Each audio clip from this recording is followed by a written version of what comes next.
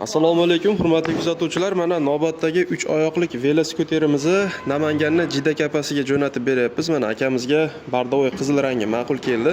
Ma'lumotlari oldi balon. Xo'p, 20 lik bo'ladi, orqa tarafi 18 balonli bo'ladi. Mana saka diska bilan jihozlangan. Albatta sidinalari yiqiladi. Mana xuddi shunday holatda bemalol yoshroq ikkita bola yoki kattaroq bitta inson o'tirib ketsa bo'ladi. Orqasiga bozor uchun mo'ljallangan sidinani ag'darib qo'ysak, mana bemalol ikkita qopda yukni yuklab olib ketsangiz bo'ladi. Ko'rinishi xuddi shunday holatda. Motorlari ham anchagina baquvvat.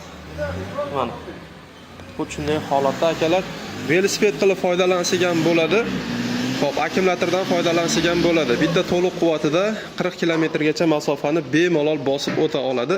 5 ta akkumulyator bilan jihozlangan bo'ladi. Mana haydovchi uchun qulay o'rindiq va oyoq qo'ygichlar joylashgan va tablo qismi xuddi shunday holatda bo'ladi. Tormozlari qo'lda. Mana kalit va mejigar yordamida yurg'azib o'chirsangiz bo'ladi. Tablosi xuddi shunday holatda. Xo'p, tezligi odam bilan haydaganda 25 tezlikdan oshmaydi akalar. Bemalol olib foydalansanglar bo'ladi. Motor quvvati 240 vatt, xudo xolasa prava talab qilinmaydi. Kerak bo'lsa aloqaga chiqarasizlar. Buni xuddi shunday bardovoy qizil, seri hamda qora ranglaridan bor.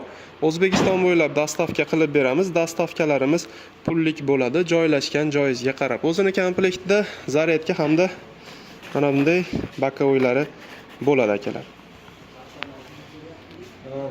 Mana seri rangi bu shunday holatda. Lotkali so'raganlar bo'lsa, mana lotkali skuterlarimiz va bardovoy qizili terilish jarayonida akalar. Kerak bo'lsa aloqaga chiqarasizlar va xuddi shunaqa skuter qidirayotgan yaqininglar bo'lsa, videoni ulashib, albatta bitta like bosib ketishni unutmanglar. Salomat bo'linglar.